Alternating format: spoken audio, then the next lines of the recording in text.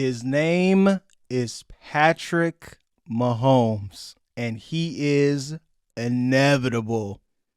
Play the music. All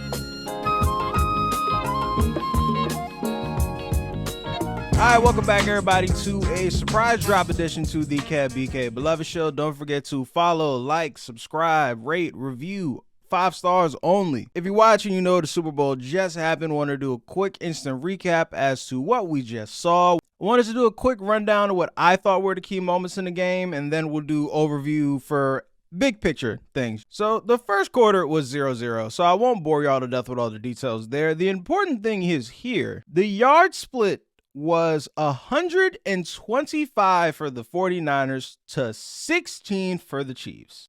I left that quarter going, damn, if not for that McCaffrey fumble and the abundance of penalties that the 49ers just couldn't help themselves for getting, from false starts to holdings and very un-Trent Williams-like penalties, by the way, to start the game. I'm like, shit, they should be up by at least 10, because Kansas City's offense came out the gate sputtering, just right off the break. It made zero sense. Those offensive tackles look helpless. Chase Young actually gave a damn to start the game. It was very shocking to see at first. Second quarter came along, very literally the start of the second quarter. First play of the second quarter was the 49ers had the ball. It was 3rd and 14. Steve Spagnuolo sent the blitz at Brock Purdy. Very relevant because that comes up a lot later. He throws the heave. That was the great knockdown by Trent McDuffie when they were targeting Debo in the end zone. Incompletion. Jake Moody, who missed several field goals this year, knocks down a 55-yarder in the damn Super Bowl. I still don't know how that happened. I'm gonna be honest with you. I was still sitting in shock after seeing that one go in. Next drive, we get the Mahomes 50-yard bomb to McCole Hardman. And me and all my people at the party were like, okay. This is Chiefs offense we used to seeing. It's going to get great. Pacheco fumbled the next play. Shit. All right, well. Then they traded 3 and outs. That's when Dre Greenlaw popped his Achilles going onto the field and what looked nasty. Prayers up for him because Achilles tend to take a year. So knock on wood, but it doesn't look like we're going to be seeing Dre Greenlaw next season. And that sucks because he's one hell of a player. But we have that 3rd down on the Chiefs drive following the Greenlaw injury. Andy Reid starts with this 3 backs behind Mahomes in a 3-point stance. I promise this is important. One of them goes in motion and they give one back the ball off the sweep and they pick up the 1 yard. Here's why it's important. Because before the game, when I previewed it last week, I said, this is not the week to get into a dick swinging contest between these 2 offensive geniuses and see who can come up with the most creative play. Because that's not going to turn out well for either one of them, right? That was Andy Reid's dick swing. The following drive, Kyle Shanahan put his joint on the table. And that's when we got the double screen pass with Purdy throwing it back to Jennings, Jennings throwing it to Christian McCaffrey to get the first touchdown and the only touchdown in the first half. So the 49ers go up 10-0. The 49ers had 3 possessions. Well, technically 4, but I don't count the, hey, we're going to run 1 play before the half and then get up out of here. So we're not counting that. So 3 actual possessions between going up 10-0 and the Chiefs going up 13-10. They went 3 and out 3 straight times for a combined -2 yards, followed by the muff punt where the Chiefs scored the very next play, 13-10, which means they had 2 chances to go up 3 possessions or at bare minimum have that Chiefs touchdown make the game 13-13 at bare minimum. But still, I left that first half going, damn.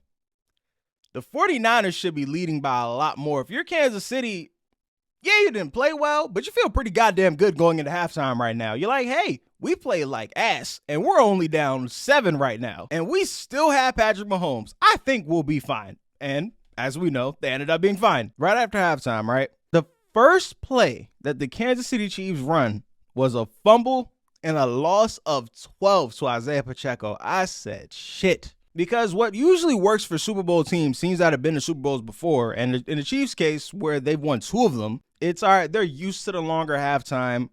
They know what to do. They know how to go about it. So usually they come back firing after the half, right? They came out sputtering again. Fumble to Pacheco, incomplete pass, and then that's where Mahomes threw his only pick of the game and his first pick since the AFC Championship loss to the Bengals. So what was that, 2 years ago, 3 years ago? But let's move it along to the fourth quarter, which I'm going to pause really quickly. I want everyone to know how important special teams are to the game of football. Devin Hester finally made the Hall of Fame, and thank God, because it's hard to tell children how important special teams are if the greatest returner the game has ever seen is not in the Hall of Fame. It's hard sell on that one, right? The 49ers had a muff punt and a missed extra point. The muff punt led to a touchdown. The missed extra point obviously was worth 1 point, right? That is a 8-point swing right there. They lost by 3. Special teams is really fucking important. Anyways, fast forward. The touchdown drive that ends to Juwan Jennings, who had the game of his life. And if the 49ers won, was definitely going to win the MVP, by the way. I know he's extra pissed. We get to the 49ers with a chance to go up by 3 or score the game-winning touchdown. It is 3rd and 5 with the ball at the Kansas City 35. 2 minutes left in the fourth. Steve Spagnuolo blitzes the shit out of Brock Purdy and forced the incompletion. I'm not going to lie to you. I laughed very hard when I was in my living room because I could have saw that shit coming from a mile away, and I'm sure he did too. It's a lot easier seeing it on your couch than reacting to it as an actual quarterback in the biggest game of your life. So the 49ers get the field goal, 19-16. All right, Kansas City got the ball. It's like a minute, 50-something seconds left. Now, we've been watching football for a while. If you're watching at this point in the podcast, I'm assuming you have as well. So we pretty much know how it goes from here, right? Mahomes gets the ball back, 5 for 7, 58 yards, finished with the field goal, and was about 2 inches away, 2 to 6 inches off of throwing that same back shoulder fade at the goal line of Travis Kelce that they hit against the Ravens last week on Kyle Hamilton, just at the opposite pylon that they just barely missed, which was weird because they never miss on that play. But no matter, get the field goal, go into overtime. 49ers go down the field again. Opening drive of the game where Trent McDuffie has a costly holding penalty. And as I'm watching the game, I shit you not, I'm in the middle of typing, man, Trent McDuffie's having a great game. This is why he's an all-pro. And then damn near immediately is when the holding penalty happened. And ain't shit you could do about that one, buddy. I'd much rather you give up that hold than Jennings gets the ball and he's streaking down the middle of the field because there was no safety help down there to help him out on that one, right? They get gifted the first down off the holding penalty. They drive down the field. 3rd and 4 at the Kansas City 9-yard line. Steve Spagnuolo blitzes the shit out of Brock Purdy again. Chris Jones under pressure. Incompletion. They got to get the field goal. Patrick Mahomes gets the ball back. In the overtime drive that we are going to talk about as the finest moment of Patrick Mahomes' career so far. 8 for 8, 63 yards and a touchdown, 27 yards on the ground, the 19-yard scramble, as well as that 4th and 1 scramble where he ended up getting 8 yards. That is now 3 in 4 years, 5 years for the Kansas City Chiefs. Patrick Mahomes is now 3 Super Bowls, 3 Super Bowl MVPs, and 2 MVPs. The only people that have those same accomplishments or more are Joe Montana and Tom Brady, which I said I wasn't going to do the Mahomes GOAT conversation against Brady until after Black History Month because I wasn't going to cape for Brady during Black History Month, but fuck it. Why not? We'll do it now. Here's the thing. The gap between Tom Brady and even Joe Montana, who's at 2, is wide as shit. Before the game, they showed that REID and Mahomes had the 3rd most wins with a coach-quarterback pairing of all time. With 14 before the game, they have 15 now. Brady and Belichick have 30. Tom Brady won another 3 after he left. The gap between Brady and everyone else is so large. Although the hill Mahomes has to climb is steep, at some point, when does it start to feel like we're delaying the inevitable? Now, I know people who've listened to this, y'all know I'm a Patriots fan. Obviously, I grew up on Tom Brady. I'm 27, so the Patriots dynasty run is essentially my entire football life has been watching this Tom Brady Patriots run, right? But I'm a black man before I'm a Patriots fan, and if you've been watching again, I'm doing the Black Quarterback History Month. I'm the president of the Black Quarterback Fan Club. The day that I can say a black man is the best quarterback in NFL history will be a happy day in my life. I don't give a fuck who it's over, right? But there's still a ways to go. And I find it funny how last year after the Chiefs won the Super Bowl, when I said Mahomes is already a top 5 quarterback of all time, I got pushback for it. People like, nah, man, he got to put in a little more work than I was like, why? At that point, it was 2 regular season MVPs, 2 Super Bowls, 2 Super Bowl MVPs. The only people who had more or matched that were Montana, Brady, and Manning. So I had him at 4. I said, cool. Those people played their full entire careers. They're all amazing lifetime achievements, blah, blah, blah, all in the Hall of Fame. Well, Brady will be in the Hall of Fame when the waiting period's up. Granted, hopefully he doesn't unretire again, but still, y'all know what I mean. So comfortably at 4, people were giving me shit for that, saying, oh, you're too early on it. But now everyone wants to tell me he's the greatest quarterback ever. And now I got to tell y'all to simmer the fuck down. The best and the greatest ever do not mean the same thing. Best implies ability, greatness implies accomplishment.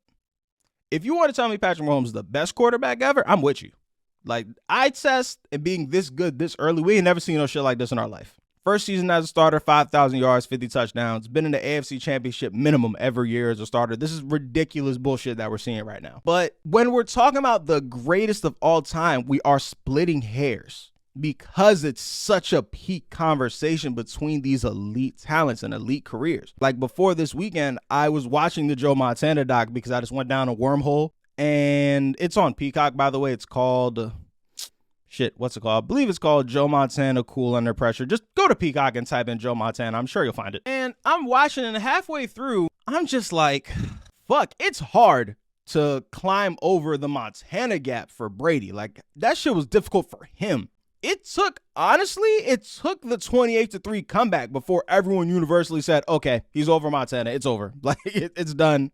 It's fine. Brady's a GOAT. And that was year, 17 for Brady? 16, 17? Again, I'm not going to hold Mahomes to the longevity standard if he has the accomplishments before he gets to that point. If he gets to 4 or 5 Super Bowls before he turns 35, I'm not going to be like, oh, well, he's not 40 yet, so it doesn't matter. Fuck that, no. If he has the accomplishments to match, he has the accomplishments to match. It doesn't matter when the fuck he gets it done. But all I'm saying is, back to the Montana point, why I brought up the documentary. As I'm watching this career that Joe Montana is going through, and I'm just like, shit, I don't think my generation and a little older, a little younger, really have a grasp of this Joe Montana thing. Joe Montana was cold. Oh my God. I mean, like, this is a different level of talent. And the point that does work against Mahomes is we've seen Montana and Brady's entire career, so we see what they look like as older players. We don't know what Mahomes is going to look like yet. And we can't just bank on he's going to be this level of player his entire career, because that's not how the NFL works. Tom Brady's the only one who was able to throw for 4,500 yards in his last season of his career. He's the only one. He's the anomaly. But, and I don't want to do too much projecting to the following year. The interesting thing is, let's say it's 365 days from now, and I'm doing another podcast saying, hey guys, Kansas City just won the Super Bowl again. No team in NFL history has ever three-peated. Now we're having a different conversation, because now he's done something that none of these other quarterbacks have done. He'll be 4-1 in Super Bowls. Let's just say he doesn't play a wild card game. He'll be 18-3 in the playoffs. 4 Super Bowl rings in. Let's say he wins another Super Bowl MVP. He won the first 3, so it's not a wild assumption to say he is. He'll have Montana's accomplishments before turning 30. So he'd have to be at 2 at that point, right? I don't feel like I'm jumping the gun on that one. But at this very moment, I have him comfortably at 3. He jumped Manning, right? And this is where my Patriots bias jumps in, because I'm not a big Peyton Manning fan. Having him at 3 irked my soul, but I had to be honest about it. It's like, are there 4 or 5 quarterbacks all time better than Peyton Manning? Absolutely not. But now there's 3. There's definitely 3. So salute to Mahomes. Outstanding player. Outstanding season. I honestly can't believe what the hell we've been watching this year. Andy Reid's conversation is a little bit different, though, because the coaching conversation, I touched on this a little bit last week. The coaching GOAT conversation is such a tough one, because you're talking about pioneers of the game in Mount Rushmore. Like, 3 of those spots are already taken regardless of what happens in the future. George Halas, Vince Lombardi, and Paul Brown are not coming off that mountain. Unless in the future it turns to like a basketball thing where it's like, all right, yeah, Bill Russell, Wilt Chamberlain, and Jerry West are all GOATs, but how the fuck am I supposed to compare them to like Kobe Bryant? You know what I mean? Like, where's the comparison there? It's not really a fair shake at it. But now Andy Reid has the same amount of accomplishments as a Bill Walsh. And last week I said if he won this one, he would pass Bill Walsh in the offensive genius rankings, which will put him at number 1. And then I had some old heads pull me to the side. I was like, hey, my brother, come here. let me pull your coat. Let me pull your coat. just because that West Coast offense by Bill Walsh was a little more innovative, had a little more impact. You can still see the impact the West Coast offense has today. The Shanahan system that is taking over the league and we just saw in the Super Bowl. Hell, Andy Reid is a West Coast system disciple under Mike Holmgren. He's like a grandson of the West Coast system. And this is iteration 3 of it, from McNabb to Alex Smith to now Mahomes. But if Andy Reid makes the playoffs again next year, that'll break his tie at 19 with Don Shula and Bill Belichick for the most playoff appearances of all time. He'll have 20. 20 seasons going to the playoffs in 26 years as a head coach. Games coached in the playoffs, Belichick has 44, which is obviously the most. If he wins the Super Bowl next year, he will tie him. If they play a wild card game, he'll pass him if they win the Super Bowl. It'll put him at, again, if he plays a wild card game, that'll put him at 29 wins in comparison to Bill Belichick's 31 all time. And then in terms of Super Bowls, right now, Andy Reid just won his 3rd, tying him with Joe Gibbs and Bill Walsh. And he's behind Chuck Noll and Bill Belichick, who are at 6 and 4 respectively. So I am interested in seeing what ends up happening with Andy Reid in terms of the greatest coach ever conversations. I would like for him to be up there just because you look at these Andy Reid teams from even the Eagles era. They're so fucking fun to watch. And honestly, I would like an offensive genius from my era to get that type of, get that type of love to where when I'm an old head and whatever newfangled offensive genius my grandkid or some young kid I like to watch says is better than Andy Reid, I can pull them to the side the same way the OGs pulled me to the side about Bill Walsh and was like, hey, young fella, come here, let me holler at you. This ain't what you think. This ain't what you think it is. Last thing for the Chiefs. This is the worst Chiefs team of the Andy Reid and Patrick Mahomes era. I don't expect them to be any worse than this. All the things that we said were wrong with the Kansas City Chiefs were 100% true. The receiving issues were true. Travis Kelce had 93 yards. No one else had more than 60. The offensive tackles, lackluster. They were getting their lunch eaten in the first round. All these things are true. The defense was just whooping ass all game long. So that's what ended up being the difference in the end. This upcoming offseason, their main free agents they have to sign. Honestly, Chris Jones and L'Jarius Sneed are like line 1, must re-sign at all cost. Figure this the hell out so we can get this 3P going. Even if it means losing everybody else. Except, the Donovan Smith thing is interesting because there is a chance that he just retires. But you have to replace him because if you don't, then that means Jawan Taylor's now your starting left tackle, and I don't think that's a good situation for anybody, including Jawan Taylor. So you might want to figure that one out. Linebackers, Willie Gay Jr. and Drew Tranquill, you're obviously going to have to replace those guys, if not re-sign them, because those are pretty important guys on the defense, and I just finished talking about how great the defense has been this year. So you got to get that one handled. All right, I've got all my, but the Chiefs have $23.9 million in cap space going into the offseason, and they have obviously the last pick in the first round. And if there was ever a draft where you needed a wide receiver, god damn it, this is the one where you can get Brandon Rice from USC, who I think is fucking awesome. You could probably get him in like the 3rd round because of how deep this class is. And if I'm the Chiefs, I'm drafting at least 2.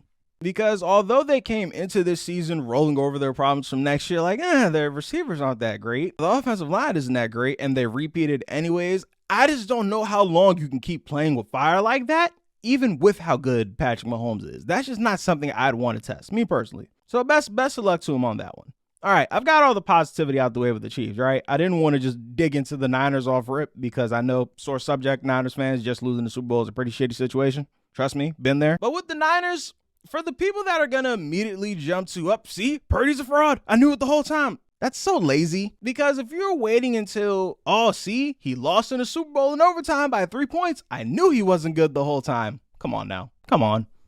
Come on. How lazy can you be? If you watch that entire game and say that Brock Purdy is the single reason they lost, I don't know what to tell you. However, the place that we should all have our attention pointed to is a Mr. Kyle Shanahan. Because, goddammit, you're the one who keeps choosing these limited quarterbacks that you think that your system can magically fix up and turn to superstars. I want to go through the last 5 years of the 49ers, right? This year, Super Bowl loss. Last year, conference championship loss, Brock Purdy's elbow. Can't do nothing about that. Year before that, conference championship loss to the Rams, where they had a 10-point lead in that one. Missed the playoffs altogether the year before that. Jimmy Garoppolo got hurt. Super Bowl loss the year before that, another 10-point lead. I don't like leaving this off his jacket. Blowing the 28-3 lead to the Patriots when he was the offense coordinator for the Falcons. So in big games, I feel like we have a pretty decent sample size to say that Kyle Shanahan at this point in his career has shown us who he is. Now, granted, he's 44. Like, Kyle Shanahan's pretty damn young. I know he's been in our lives for quite some time, so it feels like more, but he's a pretty young guy, so this isn't me saying, throw Kyle out with the bathwater. He'll never win the big one, because we don't know that. Hell, Andy Reid went to 5 NFC championships when he was with the Eagles and didn't win an actual Super Bowl until Patrick Mahomes showed up. But there is something with this Niners team, with Kyle Shanahan, where it's like, all right, how often are we going to hit our head on the ceiling before we either break through or fall all the way back down to the floor? Because while everyone important is re-signed through the next year, you're going to have to pay Brock Purdy eventually. Right now, you're skating with the whole we're paying him $800,000 a year, which everyone's acting like it's pennies. It's not. Brock Purdy's fine. He's not broke by any stretch of the imagination. He's just not a multimillionaire. He's fine. And I'm looking ahead to some of the things they're going to have to fix this offseason. They have $570,000 going into the offseason.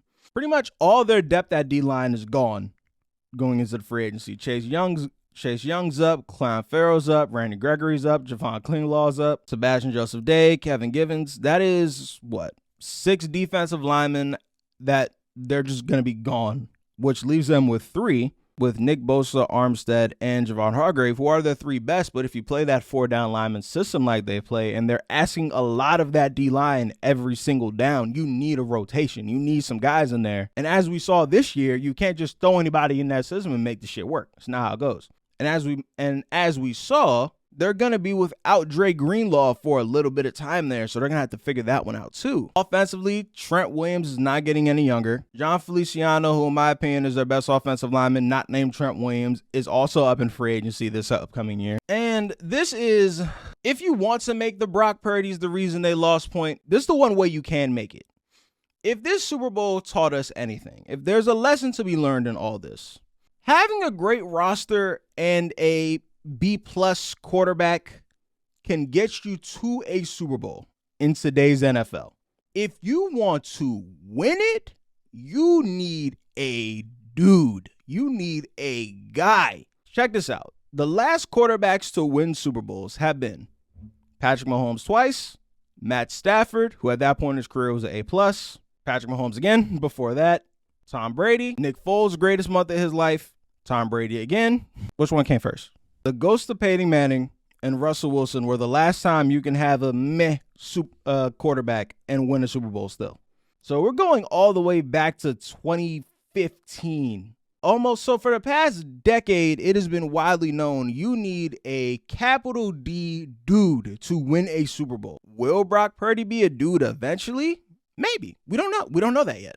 He's yet to play 2 full seasons of football. He could still evolve into a dude. I still believe this is the worst version of Brock Purdy we're ever going to see if he's this good this early. But if it comes to a point where it's time to make him the highest paid quarterback in the league, which his resume will warrant that, if he has a season even close to this one by the end of his contract, yeah, that's going to be what the contract demands. But if not, they're going to have to make a move and upgrade. And if they really want to go for it with the roster they have now, it's harsh. It sucks, but that move's probably going to have to come this offseason because you got to go for it, man. All right, I think that concludes our Super Bowl talk. Again, I don't want to do too much shitting on the 49ers because Niners fans, I know, that shit hurts. Like, the last thing you want to hear is some asshole on the internet telling you all the reasons why your team is awful. I want to do a quick break, and then I want to do the only non-Super Bowl topic I feel the need to get to today. All right, so as president of the Black Quarterback Fan Club, I have also knighted myself as the official Caleb Williams apologist for the upcoming draft season. I have a previous video about this that I made, I want to say around November, literally titled In Defense of USC Quarterback Caleb Williams, where I detailed a lot of what I'm not going to go over right now. But what brought it up in the news today is MERRILL HOGE went on NBC Chicago and flat out said he doesn't think that Caleb Williams is special. And of course, this went crazy viral because the most viral analysis that MERRILL HOGE ever did was telling the world that Johnny Manziel was not the guy to take, which I'm not undercutting him at all. But after watching the Johnny Manziel documentary, that wasn't a hard one to call. That wasn't a full-blown Nostradamus call to make, right? But I want to play the actual quote that has gone viral here so y'all can hear what I'm talking about. Oh, I've only watched Caleb Williams 3 games last year, 3 this year, so I'm only halfway done, okay? Yeah, right. The one thing that is clear, he is not special. He is not something unique like a Patrick Mahomes, okay. And I hope the Bears don't think, well, let's try to make up for our mistake when we pass up Patrick Mahomes and go get the Patrick Mahomes. The kid is not Patrick Mahomes. Ain't even remotely close to that. All right, stop the tape. So everyone usually stops there, and my problem is less about what his opinion is of Caleb Williams because draft analysts get shit wrong all the time. Again, we just finished watching the last pick in the draft playing the Super Bowl against a guy that MERRILL HOGE had a second-round grade on, who might end up being the greatest quarterback we've ever seen when it's all said and done. So people are wrong on that shit all the time. But my problem is his reasoning, which a lot of you didn't get to because all you heard was someone confirm your bias about what you already thought about Caleb Williams beforehand, so you didn't even care to dig that deep. But I did. Let's hear what he said. Well, the first thing is there's no... First of all, his ability to throw on the run is very disturbing. It is very inaccurate, and it's all over the place. Okay. There's a ton of RPO, which nobody's going to RPO themselves to a Super Bowl in our league, okay? They're seeing that in Miami, okay? You do got to push the ball down the field. Now, there are times that he does, and he does that well. He doesn't play with a lot of anticipation because of all the clean pockets that exist in him. So I got to look at the dirty style and how he functions in that, and that's going to be pivotal because if you can't play in a dirty pocket, you'll never play in our league and be consistent. And the thing that's disturbing me right now is his inability to be consistent on the move as a thrower. That's really, and he's willing to do that a lot more than he has to. Yeah. You just don't have that choice in our league. You know, you got to play from a dirty pocket. You got to process things and be accurate and consistent. And I don't see anything magical with his arm that would be like, wow, that's Patrick Mahomes style. It is not Patrick Mahomes style. His mobility is not anything special. Yeah. Nobody will watch him on tape, getting ready for him going, wow, we really got our hands full like Lamar Jackson. Ain't got that. So I just don't see. There's not enough there to be like, to this point where I'd be like, yeah, he's worth me getting rid of Justin Fields and bringing this guy in who's never played in the National Football Leagues and has to overcome all of those hurdles just to give us a chance to win. All right, so one, I don't know how you watch 6 plays of Caleb Williams and leave with the conclusion that he isn't special, let alone 6 games. So I'm not even going to use the whole he didn't watch enough tape on him to come to this conclusion. I'm just confused at the conclusion because there's some contradictions there. If you want to tell me that the system he ran was very RPO heavy, very true, because it's a Lincoln Riley system. However, Lincoln Riley quarterbacks seem to be doing pretty well in the NFL. Baker Mayfield, Kyler Murray, Jalen Hurts seem to all be doing pretty well. 2 of those 3 quarterbacks I just named were in the playoffs this year, and the other one just came off ACL after being in the playoffs the year before. And the thing is, also with the RPO system, you can't say that a player in an RPO system doesn't play with anticipation and doesn't make his reads correctly because RPO systems, for the most part as a quarterback, is reads and anticipations, which is how you make your reads correctly. And it's weird because MERRILL HOGE knows that. Like, I'm not rediscovering fire here. This is pretty common knowledge. Also, the arm strength conversation, when it says there's no throws he makes on film that make you go, wow, what an arm. That's just a flat out lie. Like, that's just a lie. I'm sorry. I don't want to call the man a liar, insult him or anything. That's just false. Like, again, 6 plays of Caleb Williams will tell you that one's a lie. There are no wild plays like that. That's just flat out false. With the Mahomes comparisons, I've always held off on those just because I don't want to put that on a 21-year-old kid. Hey, this guy is the next version of the greatest thing we've ever seen on the field, possibly. Like, no, I'm not doing that. I've always said he's a rich man's Kyler Murray, which is he's a better thrower of the football than Kyler Murray is. He's bigger than Kyler Murray is. Same arm angles, maybe 5% less athleticism. Same escapability for the most part, and still makes these incredible throws on a run, which is another thing MERRILL HOGE said that really baffled me when he said his inconsistencies with throwing on a run, which, again, is just weird. And the player I just described as the better Kyler Murray is about, what, 70% Mahomes? Arm angles, escapability, massive arm, Mahomes-esque. Again, Not a good comp because no one's Mahomes, but a rich man's Kyler Murray is what I've been called in pretty much this whole draft process. But again, another one of the critiques he had was his presence in the pocket. And I would love to hear Caleb explain this because I have that same critique, which is escapes the pocket a little early. I want to shoot him the bail of, I think it's because he knew his defense was dog shit. So he knew he had to get out there and make as many big plays as possible because I watched him in this Heisman year too.